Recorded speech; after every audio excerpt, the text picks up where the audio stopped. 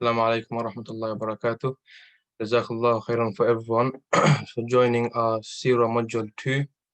We're going to just start now, inshallah, and the other brothers could join as we carry on the lesson, inshallah. Okay, so Seerah module 1, for those who won in module 1, we covered the life of Ibrahim alayhi salam until the birth of Prophet Muhammad sallallahu alayhi wasallam. This module 2 will cover the first 40 years of our Prophet Muhammad sallallahu alayhi wasallam's life. Okay,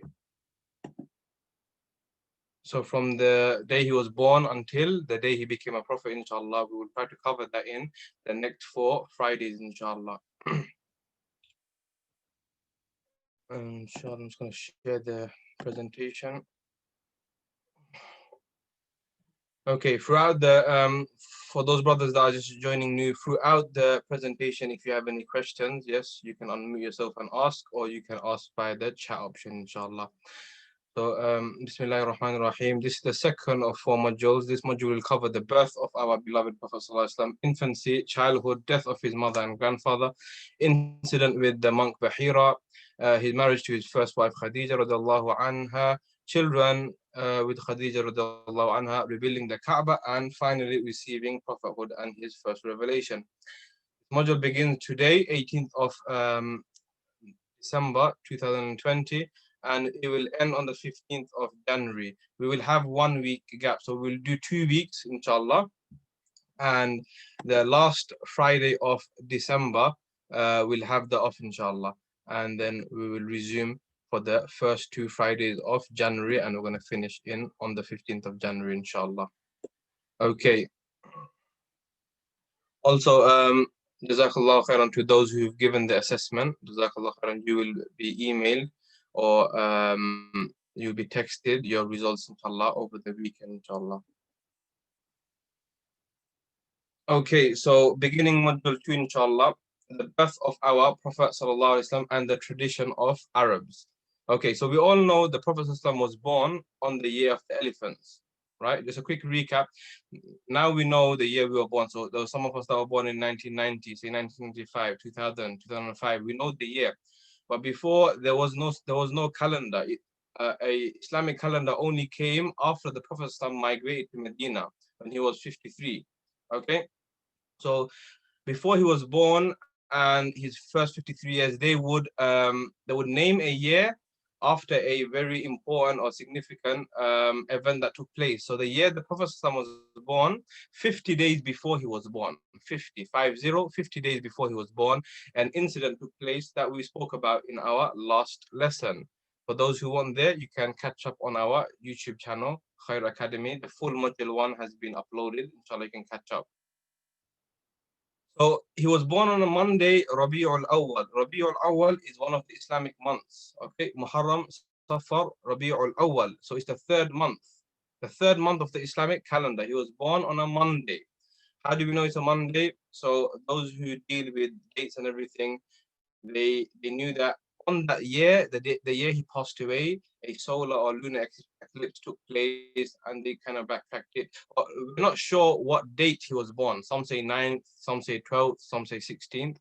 But it doesn't really benefit us, okay, as we don't celebrate his birth, okay? Around that time, we just speak about him much more. So Rabiul Awwal went by a month or 2 ago. So he was born 50 days after the incident of the elephant. When he was born, his mother, Aaminah, was the one that suckled him first. So she was the one that breastfed him for about 3-4 days. After that, she passed him over to a slave girl called 𝗃𝗏. Does anyone know who 𝗃𝗏 is? You can answer in the chat option, or you can unmute yourself. Does anyone know who 𝗃𝗏 is? We kind of mentioned that in our last module. Who is 𝗃𝗏? And anyone?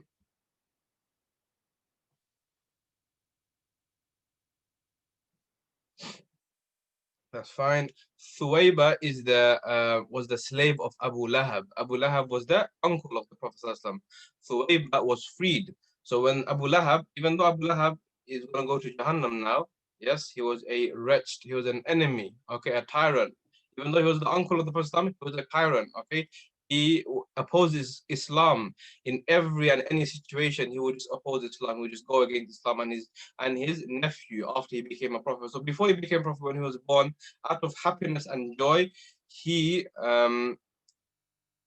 freed his slave 𝗃𝗏. Freed his slave 𝗃𝗏, and 𝗃𝗏 also became a witness of the Prophet ﷺ. So she breastfed him for a few days. Okay. Now, after that, what happened was what Arabs would do. So those in Mecca, what they would do is they would send the child away. Yeah, they would send the child away for 2 years, 4 years, 5 years. They would send them away to the desert. So there were many benefits in that. There were many benefits in them sending their child away to the desert. You can write them down, inshallah. Please try to take some notes, inshallah. At the end of module 2, there will be another assessment.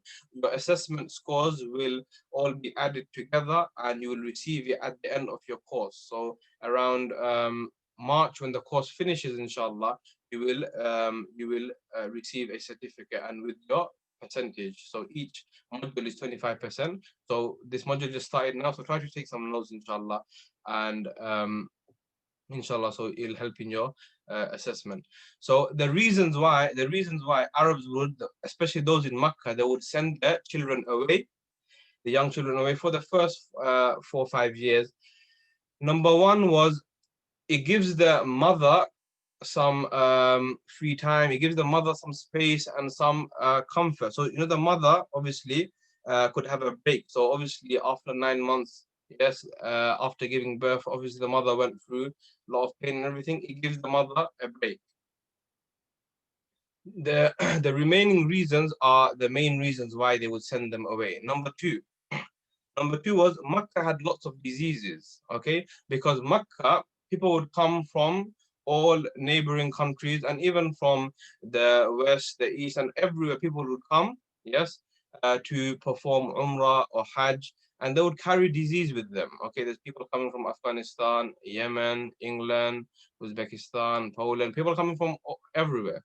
Okay, and they would carry a disease with them, obviously, and that would affect the children a lot because their immune system was very weak. If they were sent to the desert, no one goes to the desert. Okay, no foreigners go to the desert. So in that way, they're safe. The health is safe. So that was one of the main reasons why, because Makkah had lots of disease. There was lots of plague. There's lots of disease because there were people coming from all corners of the world.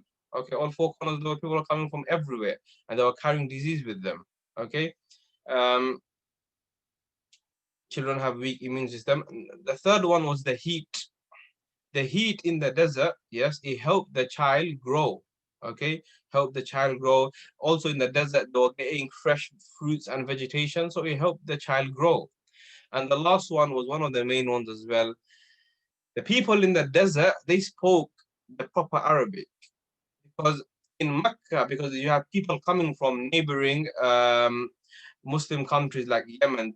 People from Yemen would come for Hajj and Umrah, and they would speak their dialect of Arabic. People would come from Syria. People would come from, people coming from different Arab countries, yes, Algeria, Egypt, Turkey, and they would speak their way of Arabic. Now, the child in Mecca, they will get confused because Mecca there's always people coming and visiting from different countries.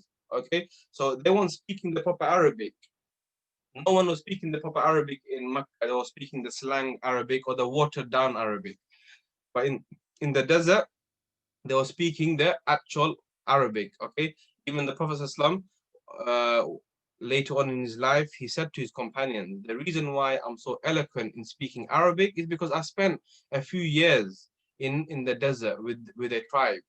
Okay, now which tribe was lucky enough to come and take Prophet Muhammad ﷺ? It was a tribe, they were named as Banu Sa'd. Banu Sa'd. A sin, ayn, and a dal. Banu Sa'd. So every year, twice a year, women from Banu Sa'd, they would come to Mecca, and they would come and they would take a child, and they would take it for 1 2 years, and in exchange they would get some wage. Arabs never used to fix a wage. So the parent that was giving the child away, yes, would give a sum, and the person who was looking after the child would be happy with that sum. They wouldn't bargain like us. They wouldn't say, "Oh, give me more," or "Oh, I should have got more than that." Is it? That's not enough. Do you understand? They were happy with what they've got, what they get. So around 10 women from Banu Sa'd, they came. Okay, one of them was Halima Sa'diyah. As mentioned in our second point, one of the women was called Halima Sa'diyah. Okay, so remember that name, Halima Sa'diyah. Her name is Halima. She came from Sa'd. That's why they call her Halima Sa'diyah, because there were many Halimas. How would you remember, is this Halima? Halima Sa'diyah. Like Muhammad, there were many Muhammad. How would we know our Prophet Islam? Muhammad ibn Abdullah. Muhammad, the son of Abdullah. So Halima Sa'diyah, he came with another 10 women. Now what happened was, Halima came with a donkey. Yes, she was riding on a donkey, and her husband was riding on a camel. She came with her son as well, Abdullah. And because Halima's donkey was very weak and frail, no meat on the donkey, no meat on the camel. She was very poor. This is why Halima kind of fell behind. And the other 10 women, they actually got to Mecca before Halima, and they took all the children. When Halima got there, the only child that was remaining was the Prophet Muhammad sallallahu alaihi wasallam. Now, can anyone answer? Can anyone try to answer? Why do you think the other 10 women? Why do you think they didn't take the Prophet sallam? Why did they leave the Prophet sallam? Anyone want to give some opinion, inshallah? Why do you think Prophet sallam was left? MashaAllah, someone said poor family, very good, no father. The Prophet's parents were poor, very good, no father for wage, very good. His father died, very good, MashaAllah, poor family, very good. Yes, because he never had a father. His father passed away before he was born. Like we did in our previous module, and the module 1. His father, yes, passed away before Prophet Muhammad was born. He never got to see his son. So Abdullah passed away before Muhammad was born. Now imagine if Abdullah is not there and the mother is poor. Then in exchange, once you look after Muhammad, you might not get much. Yeah, you might get a few coins. That's it, because they're poor. You can't expect to get much. That's why all the other women, they turned away from this opportunity. Okay, and it was given to Halima, because why? Halima also didn't want to take it, but then she thought, you know what, I came from a very far place, from Banu Sa'd. It took me a few months to come. I don't want to return empty-handed. Imagine you travel for a long time. Doesn't matter what you get, you think, you know what, let me just take you with me. I came for a reason, even if it's an orphan, even if it's poor, I don't get much. At least I came for a reason. Or it would be pointless for me traveling for 1-2 months and I'm traveling back with a very frail camel and a very frail donkey. Now, remember I said on the way to Mecca, Halima was overtaken by all the other 10 women. And they kept saying, Halima, what is this, man? What is wrong with the donkey? How come you're not moving? And she said, my donkey is frail, it's weak. Now, on the way back, what happened? On the way back, the same 10 women, they started asking Halima, Halima, is this the same donkey you came with? Because why? What happened to the donkey? Somehow this donkey got so much energy and it was overtaking the other woman. The very same donkey that on the way to Mecca was the last one to come. It was very slow. The other woman had to keep stopping until they got fed up and they just got to Mecca before Halima. On the way back, their donkey has overtaken all of the other women, and they were shocked. Halima, this is the very same donkey you came with? And she said, yes. It was the very same donkey, but the difference was she had the best human being on her lap to ever come to this earth, Muhammad sallallahu alaihi wasallam. And she started experiencing many miracles on her journey back to Sa'd. Many other miracles she experienced was, you know, her donkey, yes, it started to obviously grow in size. Okay, her donkey, yes, you know, her camel would start to give milk. You know, her camel never used to give milk, or used to only give a bit of milk that would be sufficient for one. Now her camel was giving enough milk that would fill Halima's husband, Halima, Abdullah, and Muhammad. Abdullah was Halima's son. It would fill everyone up. Okay. So she was experiencing many, many miracles. Once she got there to Sa'd, yes, Halima's camel, Halima's sheep, Halima's donkeys, they were growing at a very fast pace. People around the area were saying, take your animals to where Halima grazes her animals. Everyone would take the sheep, everyone would take the camels to where Halima would graze her animals. Only Halima's animals would come back thick and big and strong, and the rest will remain the same. People didn't understand it wasn't Halima's animals that were having extra grass or they were having extra food. It was the blessing and the barakah and the blessing of Prophet Muhammad. And Halima and her husband, they knew it straight away. They knew that this boy is not a normal boy. This boy is definitely a special boy. Okay, her crops and everything were growing, and she started to experience lots and lots of things. Now, normally what would happen is, normally you would keep someone, yes, you would keep someone for 2 years. You would look after them for 2 years, and then you return them back to the original mother. A quick ruling I just mentioned is, now just imagine a person breastfed just say a woman breastfed a boy. Now this boy will become her son. Yes, not real son, but it'll be her milk son. Okay, now this boy, even though it's not her biological son, this boy can't marry her daughter. So imagine there were 2 women, yeah, one was Fatima and one was Maryam. Fatima, yeah, had a son, and Maryam had a, say, daughter.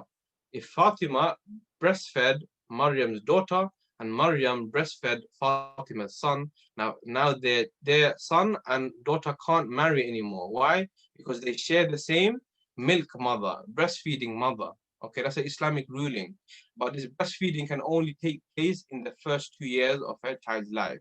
And it has to be at least four fillings. So 4 times you have to, at least 4 times you have to feed the baby. Okay, I just mentioned this ruling. Okay, now Halima was meant to return Muhammad back to Aaminah. It's been 2 years now, yeah?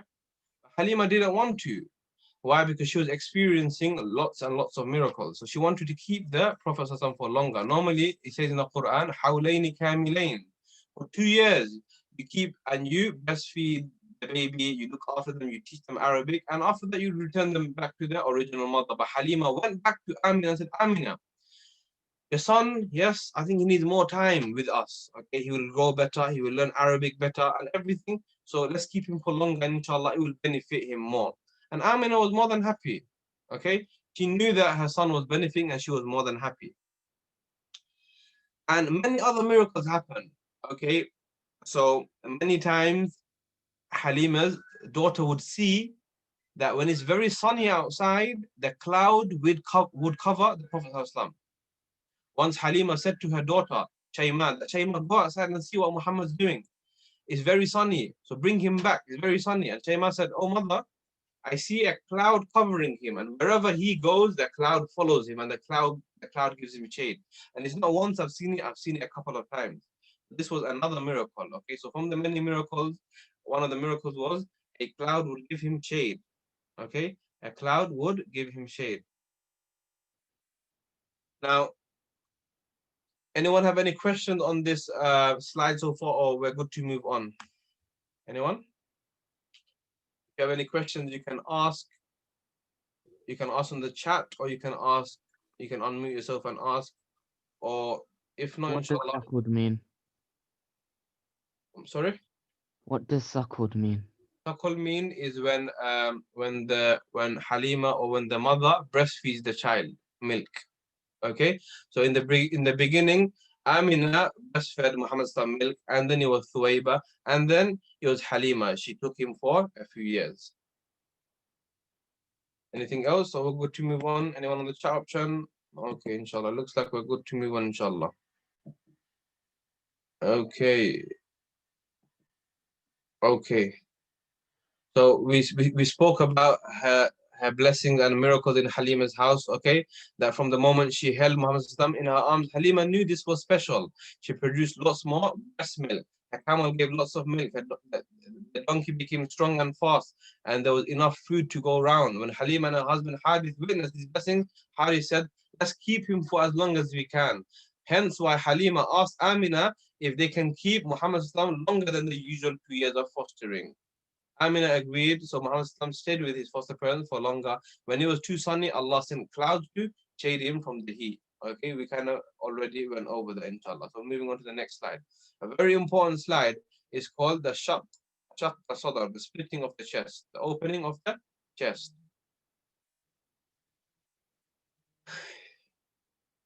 So at the age of 4, now what happened? So he's living with Halima, now it's been about 3-4 years.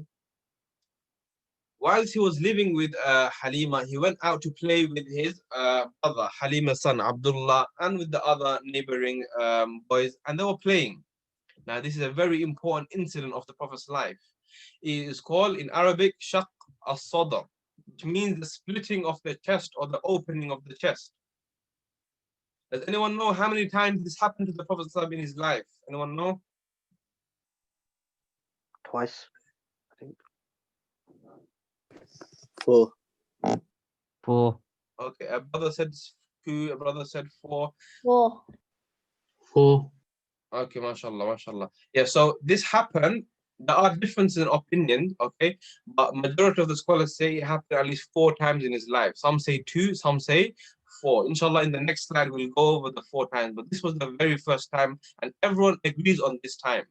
Everyone agrees that it happened to him when he was 3 to 4 years old. The next one and the last one, some people disagree with, but inshallah, when we come to that slide, I'll tell you the ones that are authentic 100% and those that are, there's a bit of difference in opinion, inshallah. So this one everyone agrees with.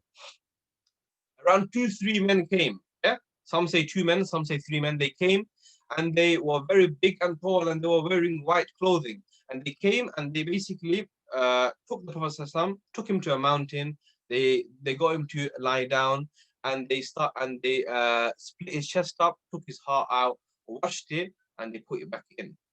Now for those onlookers, so for Abdullah and other children, what are they thinking? They're thinking, oh, what's happening here? Someone's murdering our brother Muhammad. So they ran back to Halima. They ran back to Halima saying that our brother Muhammad is being killed, he's being murdered by someone. So Halima ran and came. Now, by the way, these 3 men, they were Jibril, angel Mikael, and angel Israfil. And when they came to Prophet Muhammad, they said to Prophet Muhammad, oh Muhammad, you're very young now, you won't understand what we're doing. And they hugged him as well. They hugged him and said, oh Muhammad, Allah has sent us. You won't understand now, but inshallah, when you grow up later on, you will understand why we're doing this. The reason why they did this is because our heart, when we're born, yes, our heart has this, it's a black dot. Okay, this black dot means that this is a true thing. When a child is born, Iblis, the master of the shayateen, he sends a shaitan. He sends the shaitan and says, oh shaitan, accompany this boy or accompany this girl throughout their life until they die, and influence them as much as you can with evil and corruption. Now this is called qareen in Arabic, and it comes in the Quran many times. On the Day of Judgment, your qareen, so your shaitan that was with you, that accompanied you throughout your life, Allah will, that shaitan will say to Allah, okay, you can't blame me, okay? I didn't force you to do anything. I merely just gave you a thought. You made that thought into an action. You made the action into a habit. So your qareen, your shaitan, will give you a thought. Delete that thought immediately, because what happens when he gives you that thought and you keep thinking about that thought, soon that thought becomes an action. And you keep doing the action, soon the action becomes a habit. No one wakes up and starts to smoke. Okay? It all starts from a thought. Maybe peer pressure, or maybe your friend circle.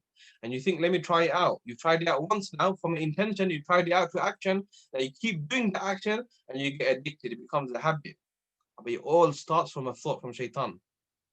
Okay, so that black dot that the Prophet had, that shaitan that was going to accompany him, when angel Jibril, Mikael, and Israfil, when they washed their heart, that black dot was washed away. So no shaitan could influence him throughout his life.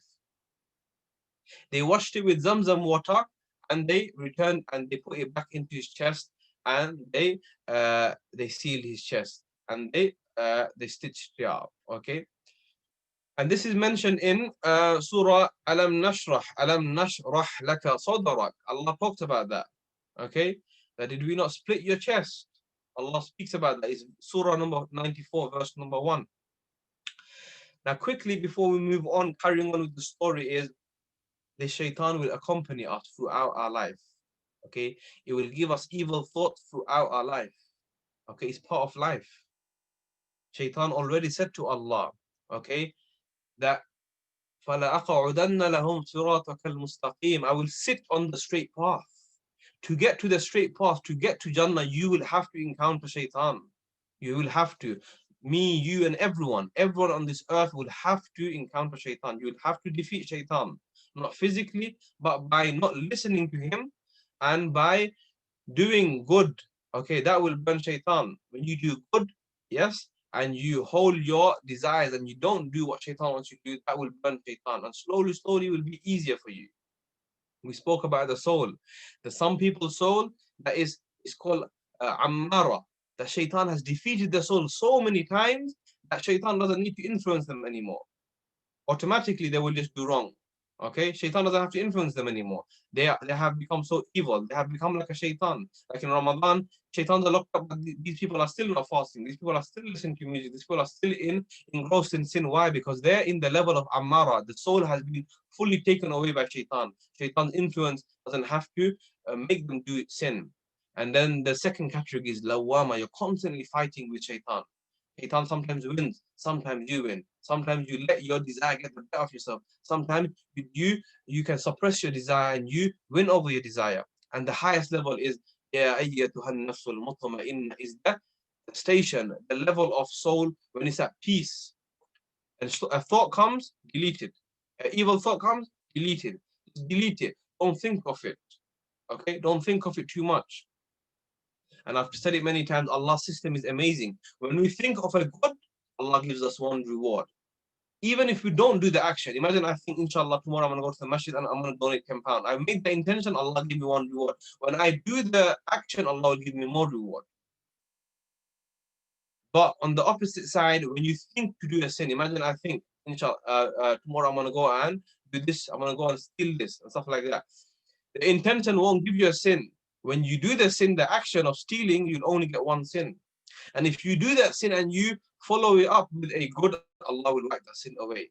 So Allah's system of giving reward and removing sin and giving sin is like catering for us. It's like Allah wants us to go to Jannah. He wants every and each and one of us to go to Jannah. But what happens? Most of us, we will fail the test. We are ungrateful. And Shaitan says that. Shaitan says that to Allah, that most of your creation will be ungrateful.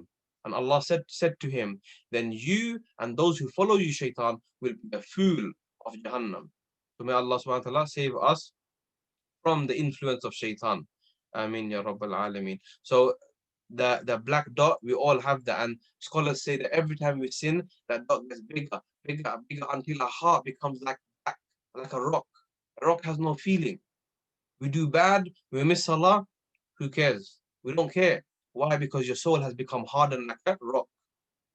If that has happened to someone, that when you do a sin, you don't care, then slowly, slowly start to do good. Okay? Inshallah, slowly, slowly, slowly, you will be wiped off. Just like the black stone. The black stone in Mecca, on Allah's house, it came down white. When people started kissing it, the sins transferred onto it and it became black. Some people's soul is like that.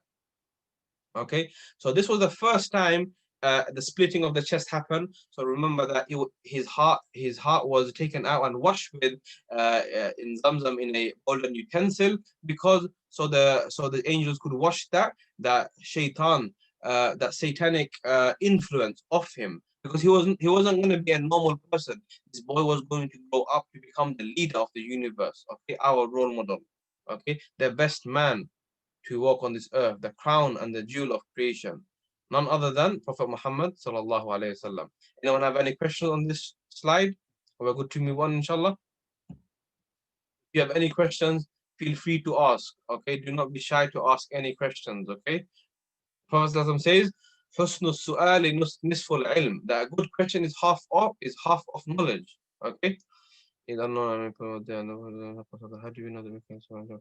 Okay, so someone asked, if it's unknown that how many people were there, how do we know it's Mikael, Israfil, and Jibril? So those that say there's two, they say Jibril and Mikael. Some say it was three, they say it was Jibril, Israfil, and Mikael. There's no difference in opinion that the angels came. No one else came to do it. Angels did do it. Some say Jibril and Mikael came. Some say Jibril and Mikael were accompanied by Israfil, the one that blows the trumpet.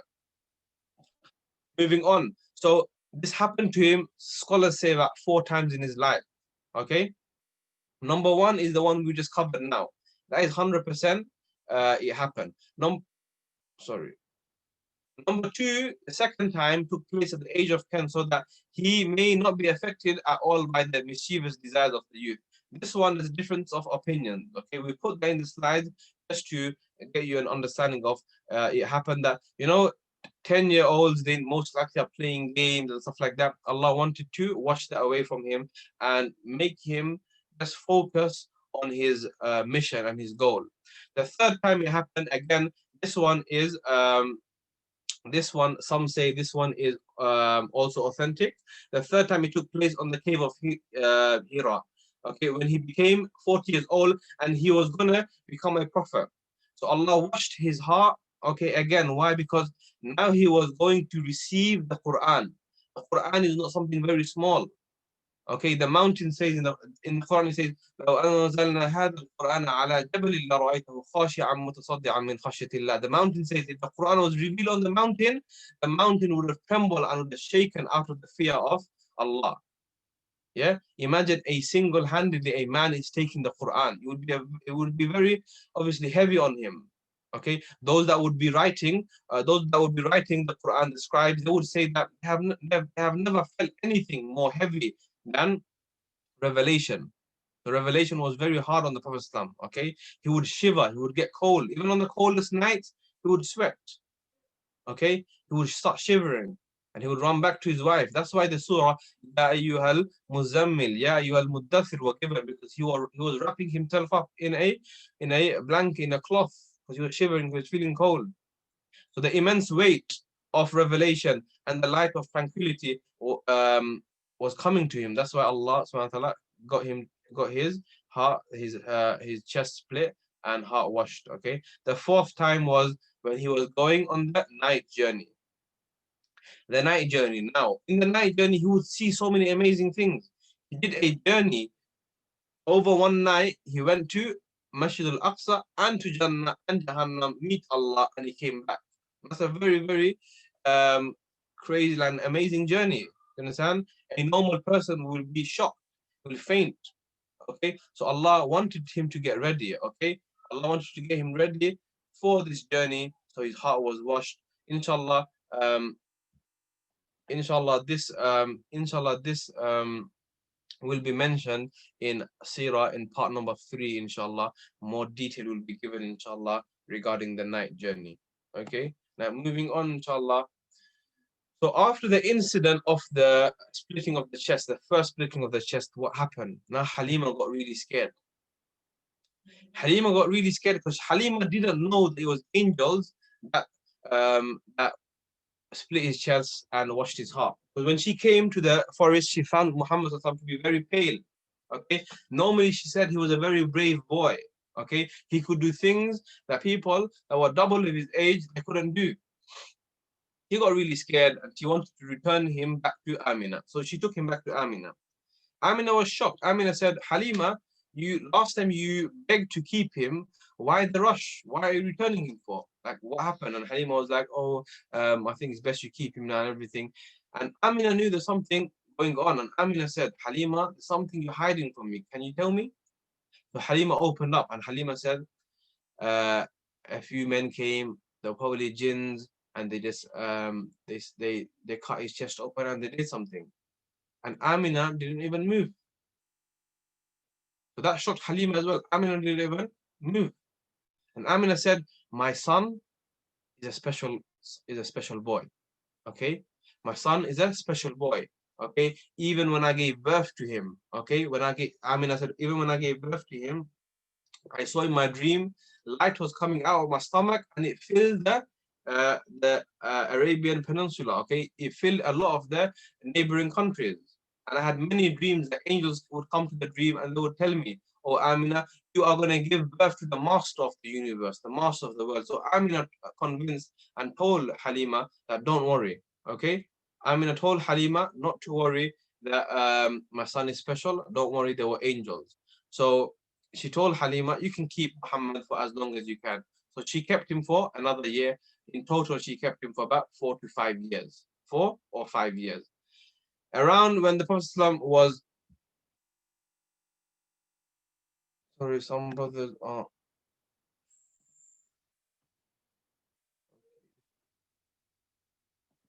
try to avoid touching the screen because it ends up writing on the screen, brothers. Around when the Prophet ﷺ was about 5 years old, Halima decided to return Muhammad ﷺ back to his mother Aaminah. Okay, and he lived with his mother for about 1 year. 1 year or just a bit more than 1 year. Now what happened was, Aaminah wanted to take Prophet Muhammad to Yathrib. Yathrib now is known as, what is Yathrib known as now, brothers? Anyone want to answer? Medina. MashaAllah. Yathrib now is known as Medina. At that time it was called Yathrib. Yathrib now is called Medina, Madinatul Munawwara. Okay, but MashaAllah, Madinatul Munawwara. Why is it, does anyone know why it's called, why the name changed from Yathrib to Madinatul Munawwara? Because in Arabic, the word Medina literally means city. That could be any city. That could be London, that could be any city. Because when the Prophet migrated from Mecca to Yathrib, yeah, the city now became an enlightened city, Madinatul Munawwara. Yeah, the city Medina, Yathrib became a enlightened city. Okay, it was full of light. Why? Because the Prophet, yes, the coolness of our eyes and the revival of our hearts. Okay, the best man to walk on this earth, he came and he migrated to Yathrib, and he made, and the name changed from Yathrib to Madinatul Munawwara.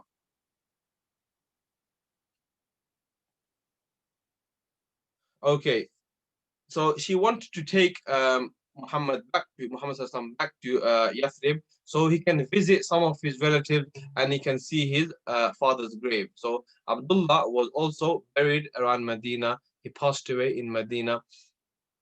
So when they got there, they were there for a month or so, and Muhammad he enjoyed his time there. He had lots of fun. He met his family there as well. So Muhammad went, Aaminah, his mother, went, and Aaminah's slave girl, a woman named Barakah. Her name was Barakah. Later on, she became known as Ayman. Later on, she became famous as Ayman. She had a son called Ayman, so mother of Ayman, but she was called Barakah. She was an Ethiopian slave. Okay, she was given to Abdullah as a gift, and Abdullah gave her to Aaminah. So she was the slave of the household. Okay. Now, Barakah, she kept seeing people in Medina, the Jews in Medina and the people in Medina, they kept pointing at Muhammad and they were thinking, okay, they were talking about him, and okay, is he the prophet? Is he, and stuff like that. And Barakah got worried and she told Aaminah, I think it's best we go back to Mecca now. Let's go back. Now, on the way back to Mecca, Aaminah, she fell ill. She got a fever and she fell ill and she passed away in a place called Abwa. He passed away at the age of only 25 years old. His father Abdullah passed away at the age of 25 years old in Medina. Yes, he got a fever and he passed at the age of 25 years old before the Prophet was born. Now his mother passed away. He's only 6 years old and he has lost both his parents. Imagine that. Imagine what he went through without a mother, without a father, and he's only 6 years old. And while she was on a deathbed, she said to Barakah, okay, she said to Barakah that you are his mother after me, so look after him. And he would say that. So throughout his life, every time later on when he met Barakah, he would say to Barakah that you are my mother after my mother, because he heard his mother say that. And Barakah, amazing lady, she looked after him so much. She never got married whilst Muhammad was alive. She got married after Muhammad got married to Khadija. She didn't want it. She wanted to devote all her time in looking after Prophet Muhammad and giving him the best childhood she could give. So what happened was, obviously she couldn't look after him fully because she never had the finance. So he went into the custody of his grandfather Abdul Muttalib. His grandfather Abdul Muttalib had other children, but he loved Prophet Muhammad so much, he looked after him so much, more than his other children. But soon after, 2 years later, his grandfather also passed away and he left this world. At the age of 8, 2 years later, his grandfather left this earth. And the Prophet ﷺ now has lost his father, his mother, and his grandfather. Now, before his grandfather passed away, his grandfather told his uncle, Abu Talib. He told Abu Talib, the full brother of Abdullah, so Muhammad ﷺ's uncle, he told Abu Talib to look after the Prophet ﷺ. So the Prophet ﷺ went into the custody of Abu Talib. Abu Talib was very poor. He had many children himself. Like, anyone know any of Abu Talib's children? Any of the Prophet ﷺ's cousin brothers? Any famous children of Abu Talib? Without writing on the board, can you just write on the chat option, please? So, I don't know any. MashaAllah, Ali, very good. Ali was very good. Zubair ibn Awam was the son of his auntie, Safiya. So, brother Shazil, Zubair was the son of his auntie, Safiya. Zubair ibn Awam, one of those who were promised Jannah. Abbas was his uncle, not his cousin brother. There was Ja'far.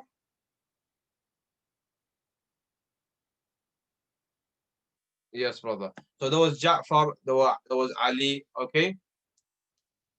So Abu Talib was already poor, so he had to take care of Prophet Muhammad as well. He already had less food, okay? And he would see that the Prophet would never eat with his family, because the Prophet would feel like if he eats with them, they won't have no food. But every time, and since the Prophet came into the custody of Abu Talib, the food will be sufficient for everyone. There will be plenty and plenty of food. That was one of the miracles Abu Talib he experienced whilst the Prophet was in his care. By the way, Abu Talib looked after the Prophet for 42 years. From the age of 8 until he became 50 years old, Abu Talib looked after him for 42 years. But Abu Talib never accepted Islam. Okay, he never accepted Islam. So he will enter the hellfire, Jahannam. The Prophet ﷺ tried to plead for him, but Allah said, "O Muhammad, you cannot guide those who you love." Okay? You cannot guide those whom you love. Only Allah can guide. Okay? So Abu Talib experienced other miracles with Muhammad ﷺ. And another miracle was every time the Prophet ﷺ woke up, yes, it would look like he hasn't gone to sleep. His hair would be fixed, everything. He won't have no eye bags, nothing. Okay? It would look like he hasn't slept. Rain, there will be plenty of rain. There was famine in Makkah, but as soon as the Prophet would make dua, there would be plenty of rain.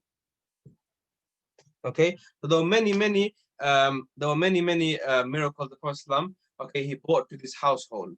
Okay, now as he was growing up with Abu Talib, he built a very close connection and love for his uncle Abu Talib. Someone ask a question? Someone asked, why would they want rain? Because for the vegetation and crops to grow.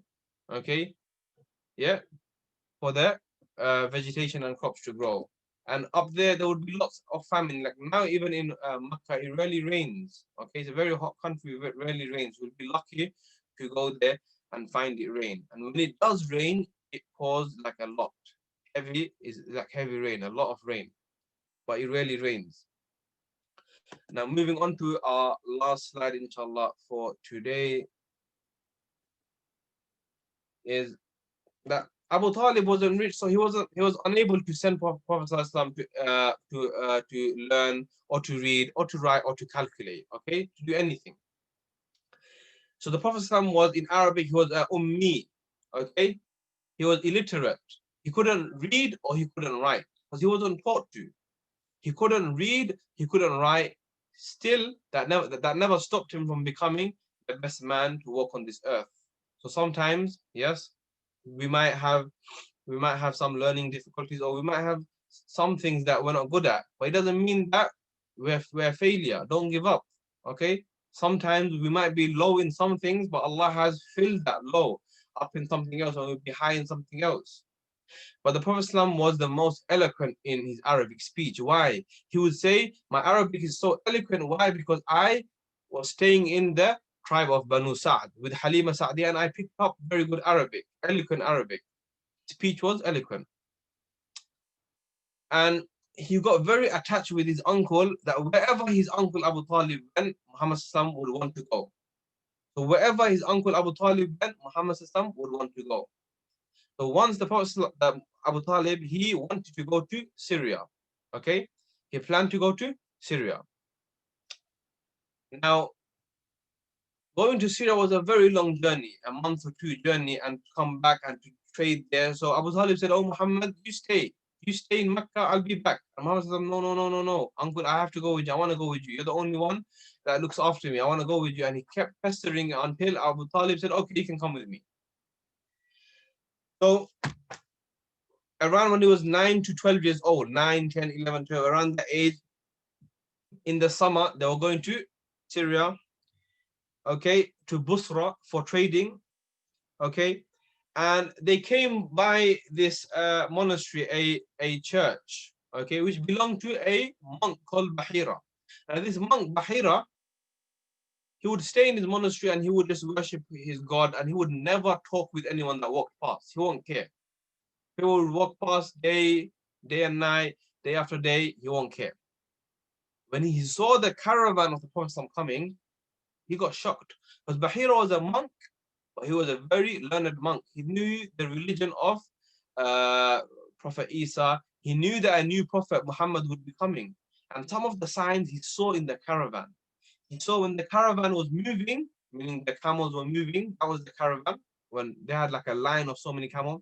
He saw a cloud moving with the caravan, and the cloud was shading a specific area. The cloud was giving shade to Prophet Muhammad. This was one of the miracles. He saw also a tree give shade to the Prophet. He saw the stones give salam to the Prophet, and he knew that this boy is the last Prophet.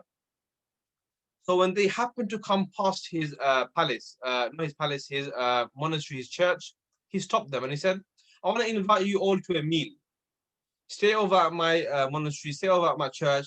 Let me give you some hospitality. Let me look after you for a day. You look tired. You don't need like a meal. Rest here for a day or two. I'll give you a good feast." And he told his people to prepare a big feast. Now, when the people came to eat, he was looking around. He was looking around to see the signs of the Prophet, but he couldn't see the boy. So he asked, "Did you bring everyone with you?" And they said, "We've left a boy. We've left a boy who is looking after our camels, our sheep, our goats, or whatever."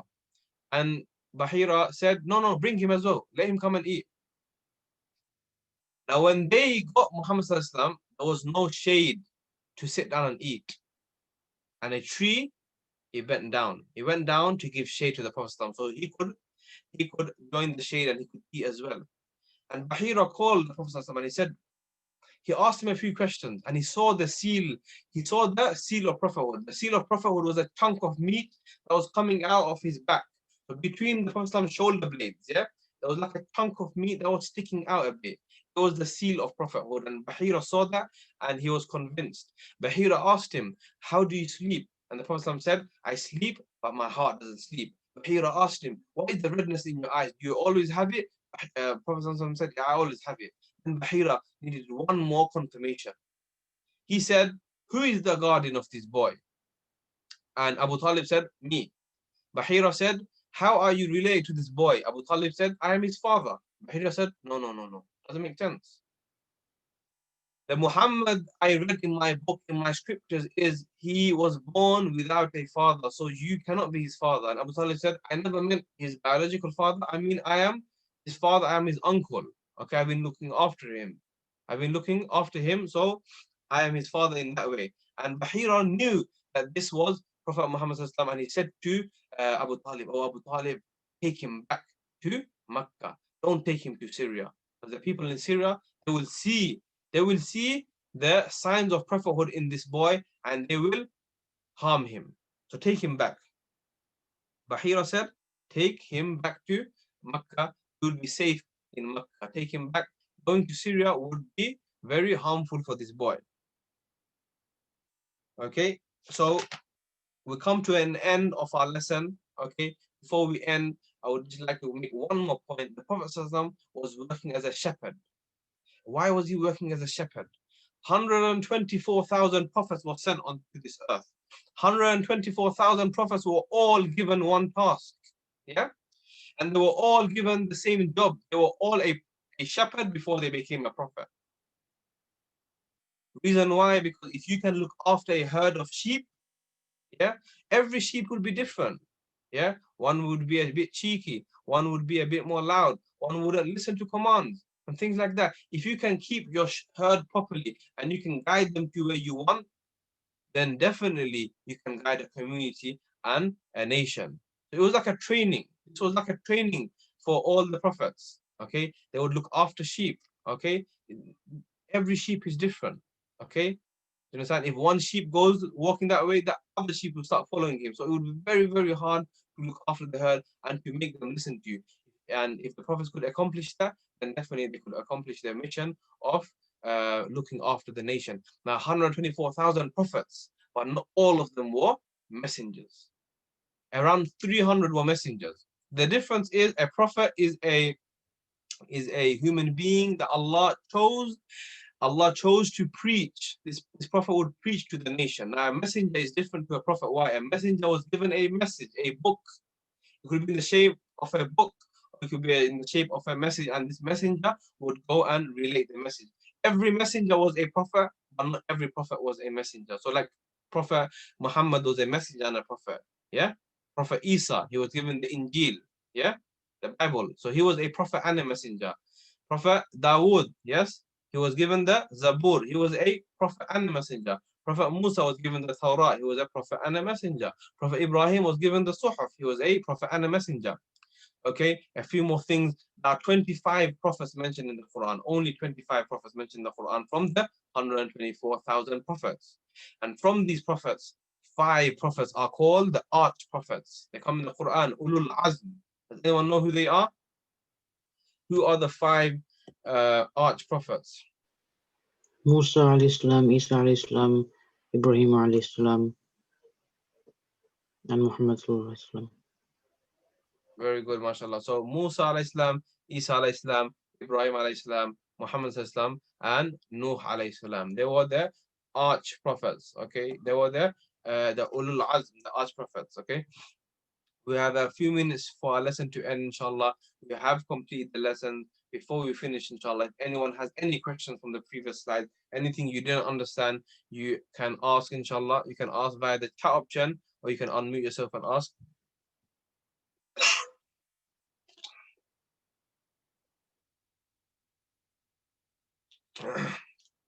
Today we covered the birth of the Prophet ﷺ until the age of about 9 to 12.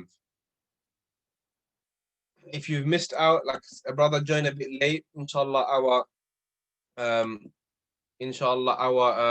recording would be uploaded onto our YouTube channel. Please do visit our YouTube channel for the previous lessons you missed. Please do subscribe, and that will help us, inshallah. We will be putting other videos, inshallah, so you don't miss out, inshallah. Try to subscribe. Prophet Isa was a follower of Allah and knew the book that was given to Prophet Ibrahim was called the Suhuf. Okay.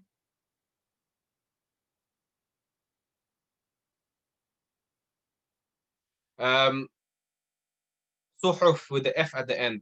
So the question to you asked about why didn't Baheera follow Prophet Muhammad? Because Prophet Muhammad at that time wasn't a prophet yet. He was only 12 years old.